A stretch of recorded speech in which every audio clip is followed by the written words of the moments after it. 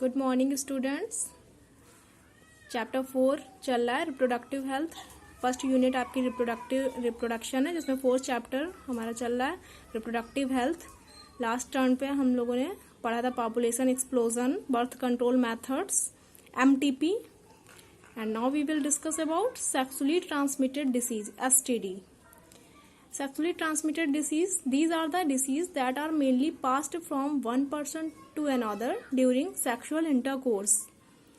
They are also known as venereal diseases. इनका another name है reproductive tract में infection भी होता है कुछ STD में, तो इनको RTI भी बोलते हैं, reproductive tract infection. These can be prevented by avoiding unprotected sexual intercourse. Examples of STD: genital herpes, syphilis, gonorrhea, chlamydiasis, genital warts, hepatitis B, and infection of HIV leading to AIDS are some common STDs.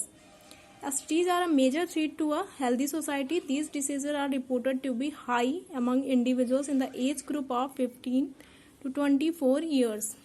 So, next, except for hepatitis B, genital herpes, and HIV infection, all other diseases are completely curable if detected early and treated properly. यानी इनको छोड़ के अगर जितनी भी disease हैं इसमें आती हैं, अगर स्टार्टिंग में पता चल जाए तो इनका क्योर है, इनको ट्रीट किया जा सकता है.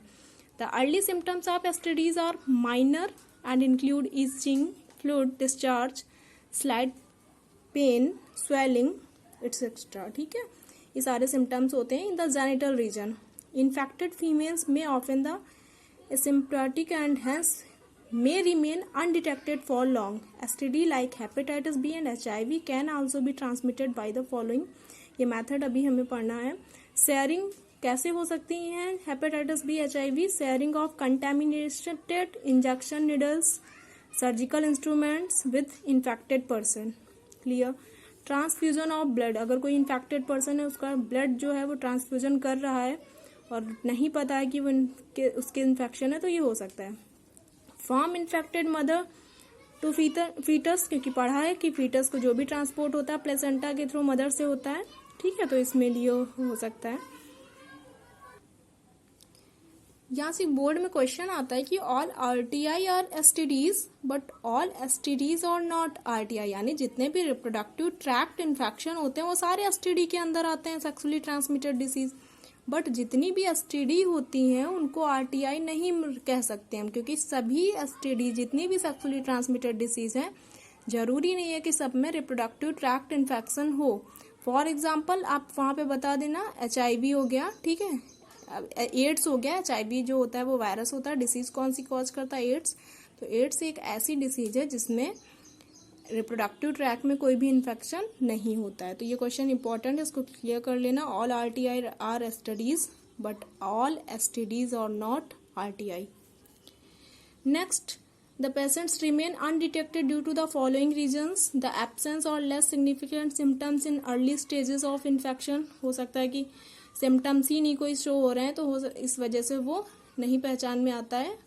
Social stigma attached to the STDs.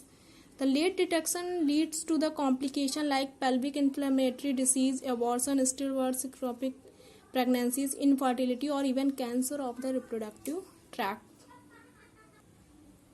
तो यहाँ पे दो रीजन्स हमने पढ़े कि जिससे इसके जो पेशेंट होते हैं वो हमेशा बचे रहते हैं, अनडिटेक्ट होते हैं जनरली. तो पहला हो गया कि सिम्टम्स इसके पता चला अर्ली स्टेज पे नहीं शो हुए, लेट में शो हुए. और दूसरा, social stigma attach to the STD. Generally लोगों को क्या लगता है कि बहुत ही सोसाइटी से कटे रहते हैं, उन्हें लगता है कि अगर ये डिसीज के बारे में सोसाइटी को पता चल जाए तो पता नहीं क्या होगा. तो यही सोशल स्टिग्मा, मतलब उनको खुद में लगता है कि एक कलंक टाइप का, तो इस वजह से इसको पढ़ना है. अब नेक्स्ट टॉपिक आता है preventive measures for STD. STD को हम कैसे मतलब मेजर कर सकते हैं, कैसे उसको कम रोक सकते हैं, कैसे STD किसी भी पर्सन को ना हो, उसके लिए क्या क्या मेजरमेंट हो सकते हैं, ये अभी पढ़ना है हम लोगों को. देखते हैं. One should not panic because prevention from STD is possible and one could be free of these infections by following these simple principles as given below. जैसे अभी बताया मैंने. फर्स्ट है avoid sex with unknown multiple partners. Always use condoms during coitus intercourse. Use sterilized needles and syringe awareness about STD, जैसे कि इस chapter में starting में हम लोगों ने पढ़ा था सेक्स एजुकेशन जो है वो स्कूल में कंपलसरी है, जैसे कि उनको पता होता है STD के बारे में. In case of doubt, consult a doctor as early as possible for early detection and get completely treated if diagnosed with disease. तो ये STD का जो टॉपिक था वो यहाँ पे कंप्लीट हो गया. नेक्स्ट टॉपिक स्टार्ट हो रहा है infertility. Infertility means it is also one of the major aspect of reproductive health. A large number of couples all over the world are infertile. Infertility primarily refers to the biological inability of a person to conceive in spite of regular unprotected coitus. पता अगर उनमें intercourse हो रहा है male female में, coitus हो रहा है और उसके बाद भी कंसीव नहीं कर रहा है, कोई जो फीमेल है वो प्रेग्नेंट नहीं है, तो इसका मीन्स क्या है? Infertility. Primary refers to the biological inability of a person to conceive in spite of regular unprotected coitus. It is also one of the major aspects of reproductive health. A large number of couples all over the world are infertile, and generally infertility is the mainly of two types. First, primary infertility. Second, secondary infertility. तो first primary infertility, in this it refers to those persons who never had children.